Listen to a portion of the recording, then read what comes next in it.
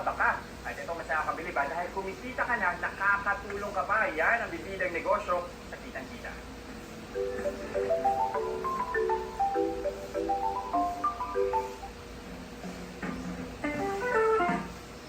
Kaway-kaway sa mga team kahoy, simay na sa mga hand-woven rattan, home decors, and furniture na ito na gawa ng Snazzy Living PH.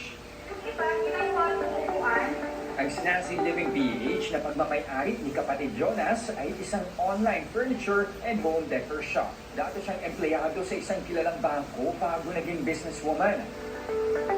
Nagtayo muna siya ng online coffee business noong 2018 bago niya sinuong ang pagnenegosyo ng pangdisenyo at kasangkapan sa bahay. Bestseller nila ay mga tables, egg chairs at planters. Ang mga Christmas decor na gawa sa rattan at abaka naman ang patok tuwing sasapit ang Burr months, tulad ng abaka angels, abaka reindeer, abaka star at rattan Christmas tree. Layunin ni Jonas at ang kanyang Snazzy Living PH na matulungan ang mga local weaver, mga full-time mom at housewife tulad niya na magkaroon ng pagkakakitaan. Kitang-kita with a cause. At ito na nga, may mga pasample ulit sa studio at makakasama na rin natin si kapatid Jonas ng Snazzy Living PH. Good morning sa iyo, Jonas. Hi, good morning! Snazzy talaga. Salamat po. Bukod na yung chef natin. Nag-tasty pa kasi, no? Oo, napakasarap. Bagay, nakakatuwa ito. Streaming Pinoy. Kitang-kita mo, di ba? Simulan natin mga talaga. sa business studio. Oo nga eh. Kwento mo naman kami tungkol sa inyong ratan. Ratan ito, no? Yes. May iba. O, kwento mo kami magkano ito. Paano mo naisip yung naisip ganito? Na material? Actually, di ba po after pandemic na uso po ngayon, siyempre lahat tayo nasa bahay. So, nauso yung mga parang aesthetic and then pink kahoy. So, yan, nauso po, binuhay po natin yung ating mga rattan products, mga baka.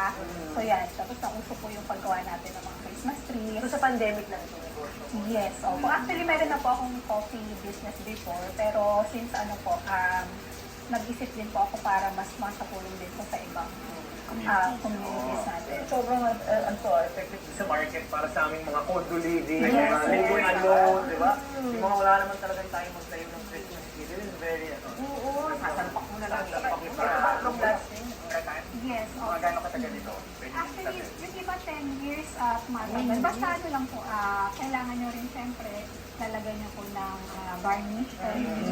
Sana lang hindi kami living alone society. Sana umangat din sa pagkamondo, no? Nagre-range po siya ng 1.3 to 2.8. Gano'n kalaki yung 1-3? Yes. Ang malaki na. Pwede na Kasama to. na yung star Yung sa star. ibabaw. Yan ang pinaka-cute eh. Tumatapper na. Pwede ka rin yung angel. Kung Oo, mas pwede rin Mas ang malaki. malaki. Magkano yun? Pinakamataas. 6 feet po yan, nasa 1 feet. Pero meron tayong 8 feet, yun yung 8 feet. Alam mo yung difference niya dun sa traditional Christmas tree. Yes. Pero paano mapapaganda yung mga Christmas tree natin? Anong mga ornaments na pwede? Ayan pa, meron tayong mga abaka na ornaments. Yung iba ang ginagawa itong abaka ratan din na ball. And then mga angels, may donut, may instant. Sa totoo lang, sobrang ako na-attract sa ganyan kasi parang minimalist yung Yes. dating, di ba? Yung magkano naman yung mga ornaments? Meron tayo 65 pesos per piece. Meron din Ito, 3 may mga Yes, may mga rainbow. Oh, Ito po, dear. 65 pesos. Oh, Santa! Ang cute! Ay, may bag din, may bag din. Grabe ito. Ito parang hindi nakakatakot sa vida ng Christmas tree. Ang mga ratan. Mas pwede mas mas madali. madali. Yes, Tama. Oo. Ako, paano mo nga ba sinasabitan yan? Kasi, Meron po, itatali niya lang po. itatali mo lang doon sa mga nakasama. Yes, Mga okay. twigs. Actually, kahit wala nga po yung mga ornaments, parang okay din po kahit star lang. Anong community sa gumagawa nito? Itong Ano po, mga ano po yan meron tayong from North, Dagupan, sa Pampanga, Pangasinan. Meron din tayong Quezon. Yun. So, sila yung mga small communities natin. Magkakamag-anak lang po sila. So, magkakapit-bahay.